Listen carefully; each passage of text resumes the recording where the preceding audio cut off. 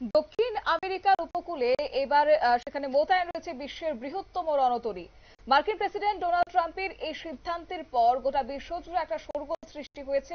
তবে বলে রাখি যে মাদক সন্ত্রাসের মোকাবিলায় নামে এবার ভেনেজুয়েলাকে আক্রমণের ছক।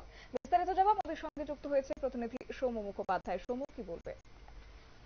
দেখো, আচমকা মার্কিন প্রেসিডেন্ট ডোনাল্ড ট্রাম্প দক্ষিণ আমেরিকার মহাদেশ লাগোয়া সমুদ্রে বিশ্বের বৃহত্তম রণতরী জেনারেল ফোর্ডকে পাঠানোর নির্দেশ দিয়েছে।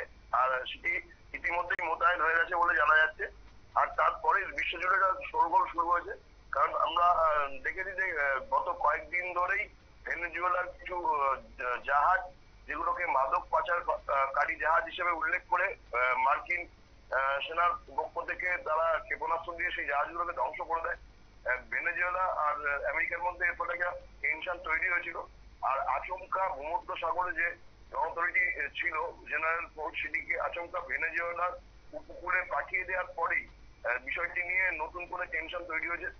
ইতিমধ্যেই ভেনেজুয়েলার যে রাষ্ট্রপতি আছেন নিকোলাস মাদুরো, তিনি এই সিদ্ধান্তে তার ক্ষোভ প্রকাশ করেছেন। তিনি বলেছেন যে আমেরিকা যুদ্ধে শুরু করার জন্য উস্কানি দিচ্ছে। পেন্টাগন যদিও কোনো দেশের নাম উল্লেখ করেনি, কিন্তু পেন্টাগনের পক্ষ থেকে ঘোষণা করা হয়েছে যে মাদক সন্ত্রাসের বিরুদ্ধে আমেরিকা সর্বশক্তি দিয়ে লড়াই করবে এবং মাদক সন্ত্রাসের যে আতঙ্ক সেটাকে পুরোপুরি ধ্বংস করে দেবে। আর এটা যেটা বিশ্বের রাজনৈতিক মন মনে করছে, এটা নাম না করে ভেনেজুয়েলাকে এই হুঁশিয়ারি দেওয়া হয়েছে।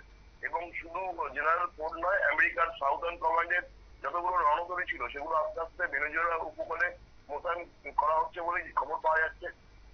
বিষয়টিকে কেন্দ্র করে বিশ্বজুড়ে শোরগোল শুরু হয়েছে। কারণ এতদিন ধরে ডোনাল্ড ট্রাম্প বিভিন্ন দেশের মধ্যে যুদ্ধ থামানোর কাজ করছিল, কিন্তু ভেনেজুয়েলার সঙ্গে যুদ্ধ শুরু করার তিনি যে প্রস্তুতি নিতে আরম্ভ করেছেন, এটি কিন্তু তার আচরণ এবং তাদের নৌসেনা মোতায়েন দেখেই বোঝা যাচ্ছে।